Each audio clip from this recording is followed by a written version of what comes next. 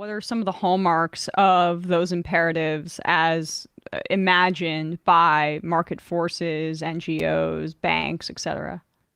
Yeah, the way that I simplify it is like there are the climate crisis, biodiversity crisis, those represent, I guess, like two things to the private sector, one of which is a kind of unprecedented threat. So in many ways, the climate crisis represents a genuine threat to capitalism's ability to like reproduce itself.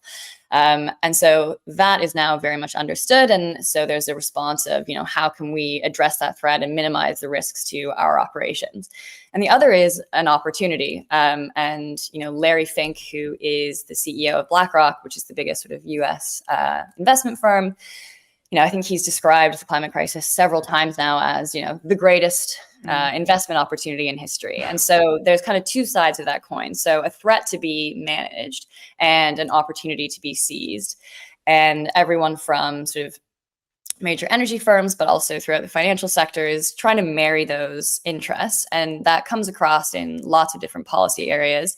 The carbon pricing is kind of a favorite solution of a lot of these firms. Can you explain that? What carbon pricing is? Yeah. Yeah. So carbon pricing kind of does what it says on the tin. So applying a single kind of universal price is the kind of goal to every unit of carbon. So that in theory, it sounds like, if you are a big emitter, then you'll pay more because you're paying per unit of carbon. And it's meant to be this kind of very elegant mechanism to internalize carbon emissions to the market so that firms will be motivated to cut that cost by curbing emissions, and they'll do so in a way that's efficient and doesn't require, state interventionism to kind of get that done. And for firms, that's quite a desirable opportunity insofar as it doesn't, require direct regulation in a way that might infringe on their ability to kind of do what they want. It's incentives versus regulation. Exactly. Yeah. And it has an element in theory of like there being a stick. So not just carrot. Some firms can make a lot of money out of it, but also a stick in theory. But I think there's also this tacit kind of understanding that carbon pricing broadly can't and won't and has not to date been implemented at a level that could actually make it effective, because the effects of that could be so kind of devastating to the incomes and kind of livelihoods of just average people, that it's broadly, where carbon pricing regimes are in place, the price is usually far lower than it should be in theory, according to kind of economic models, to actually deliver anything like the kind of pace of decarbonization that we need. So, economists will still say, a carbon price is the ideal solution, but, the actual global carbon price stands at, $2-3 a ton. And economists would think that, at an absolute minimum, it should be at $40. Some say all the way up to $14,000. So all that to say, we're kind of nowhere near the version of that policy that would really kind of hinder firms' interests. And so it's far preferable, I think, to kind of direct regulation that might actually say, you just can't pollute, or you can't extract fossil fuels, or, use coal power plants. Well, because it also, talk about incentives, it incentivizes them to maybe just do some of these practices in, say, the global south. Right? Exactly. So that is the other trick, right? So unless you have sort of a global universal carbon price, which again is the kind of like far off dream of economists, then you do have all these questions around sort of carbon leakage, around kind of offshoring to other places. And you also have in the kind of incentive section, carbon pricing by definition doesn't really care how you cut carbon. And so it might be that, and this is what's happened with the European Union's emissions trading scheme, which is probably the most kind of successful and well-known of these mechanisms, instead of, cutting carbon in a permanent kind of durable way, in a way that would actually, bring renewables online or other forms of actually zero carbon industry, you've broadly just seen kind of short temporary transitions from coal to gas, or little tweaks to energy efficiency that then kind of leave us flatlining a little bit. And the other is that in order to make this work in a market, it broadly requires an ability to sort of trade these units. And that kind of requires carbon offsets, which are sort of an asset that you can create that says, you can buy the rights to pollute, and you can pay me carbon offset provider, and I will plant, 1,000 trees somewhere. And so that is also, a whole new industry that sprung up that is, hugely successful in kind of selling the idea that you can sort of pay to pollute.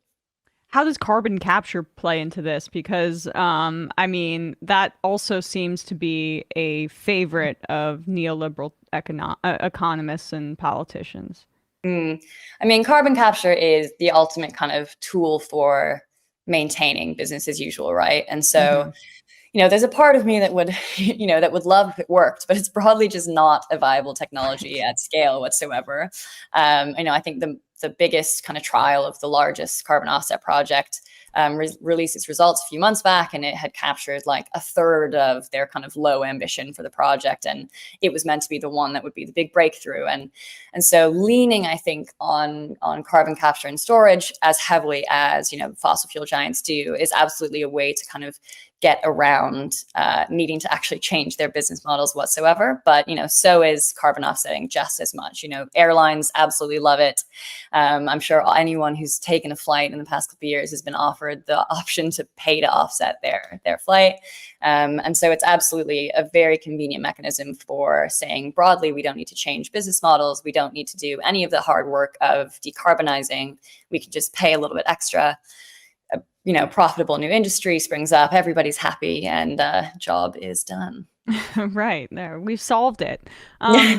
Like it's so funny too because we've covered segments on Fox News, for example, targeting ESG investing, right, and saying that that is this mandate from the Biden administration, which is of course so far from the case. But environmental, social governance investing has been like really exploding over the past 3, 4, 5 years, I would say.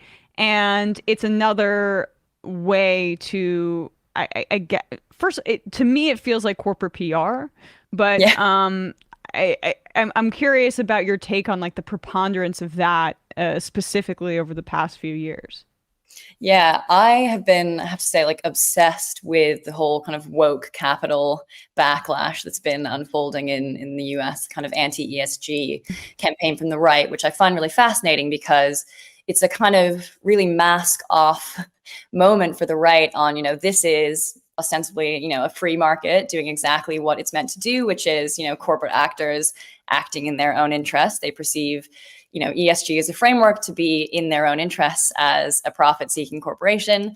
And the right is now really angry that the free market is not doing the things it wants it to do. So it's Yeah. time to sort of crack down on that, which I find quite fun to watch unfold. But yeah, ESG, I mean, ESG has been around far longer than Biden. And broadly is a mechanism for corporates, but mostly the financial system, to try and kind of do some box ticking to understand how they should kind of allocate capital according to these criteria. So environmental, social, and governance criteria, although admittedly, the E in ESG is by far, the most kind of relevant most of the time. People kind of disregard the S and G a lot. But yeah, ESG is kind of this idea that by sort of looking at firms that might comply with certain criteria that, some analysts at a firm establish, that you can sort of mitigate your exposure to the risks associated with, climate regulation or with human rights violations in your supply chains, et cetera. And in doing so, you can sort of maximize your returns by minimizing those risks, and you can sort of do well by doing good. And it kind of exploded, particularly up to and during the height of the pandemic. So 2020 was like the best year for ESG.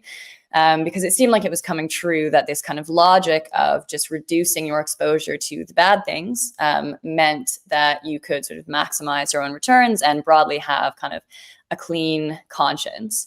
But the key thing there is that, the vast majority of what happens in ESG is, like you said, kind of corporate PR is part of it, absolutely. But even where firms are actually doing what they say they're doing, which is, eliminating the kind of risky companies from their portfolios, there is a really critical missing step there that is just totally ignored, which is that, cutting out a few fossil fuel companies from your fund does not mean that you're reinvesting any of that capital in sort of the industries that we need to see for the kind of green transition. There's absolutely no kind of linkage there.